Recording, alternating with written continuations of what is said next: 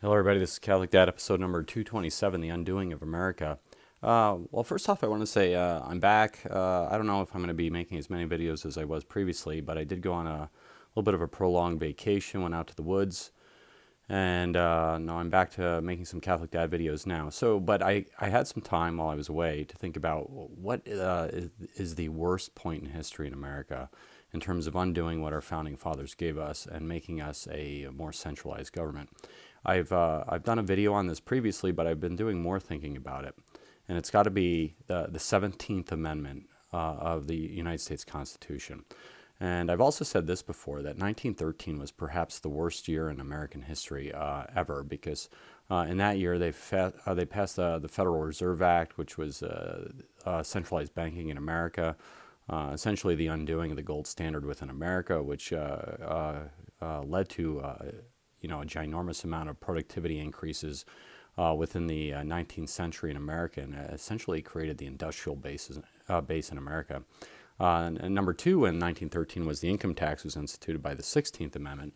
And number three in 1913, the 17th Amendment was instituted as well. The 17th Amendment is perhaps the greatest, centralization of power our nation has ever seen. And what it did was national senators were previously elected by state legislators.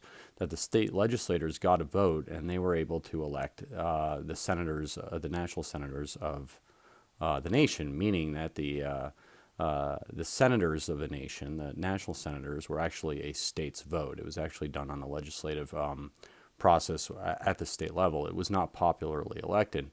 But in 1913, somebody thought it was a good idea to give everybody in the state the capacity to popularly elect a senator, the national senators, and therefore the state vote went away, and we marched towards democracy. Essentially, when this nation was formed, Ben Franklin said, they asked him, what form of government do we have? And he said, a republic, but keep it if you can, meaning that we are a republican form of government, not a democratic form of government. We are not a democracy. And Thomas Jefferson, I think, was the one that said democracy is mob rule. It's also two wolves and a sheep deciding what to have for dinner. Anyway, so let's think about how bad the law was, the 17th Amendment.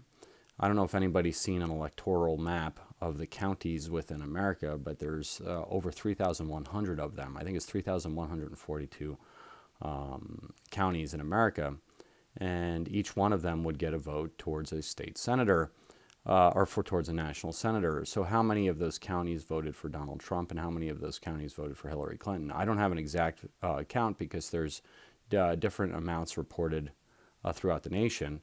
But Breitbart actually reported that Clinton only won 57 of the counties. 57 out of 3,142 counties doesn't even amount to 2% of the counties actually won for Hillary Clinton. I think the number's probably higher than that. But let's be really charitable to Hillary Clinton, state that she got 5% of the counties. Well, that's not even 20%. I'm sorry, 500 counties. That's not even 20% of the counties in America, and that's probably an overestimate. And so the state senators who are popularly elected in the states, now they would have been elected by the state legislators beforehand. So even New York State, Clinton won 16 of the counties in New York, and there's something like 50 counties in New York.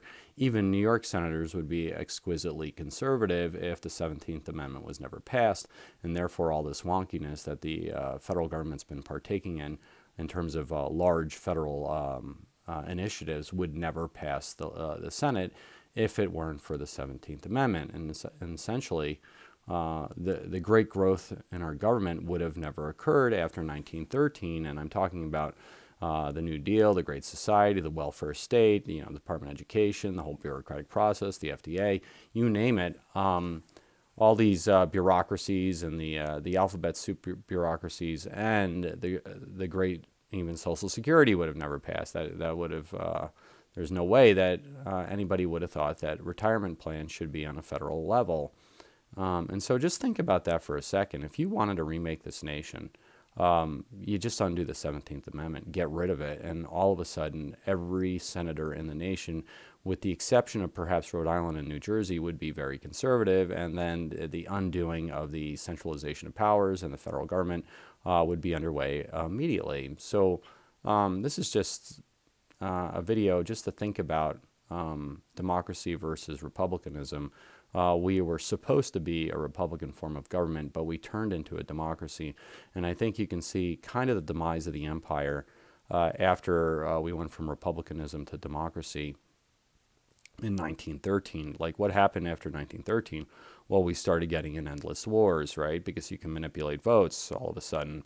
World War I, World War II, Vietnam, Korea, the Gulf War, and all the other military actions we had after 1913, the growth of the warfare state, the growth of the welfare state, and now look what we have. We have $22 billion in debt, and there's no end in sight.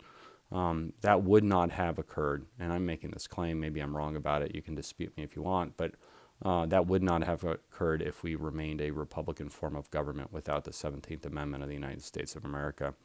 So this is Catholic Dad making you think about it. Please like or subscribe, get the Mass, pray the Daily Rosary, and live a sacramental life, everybody. God bless you all.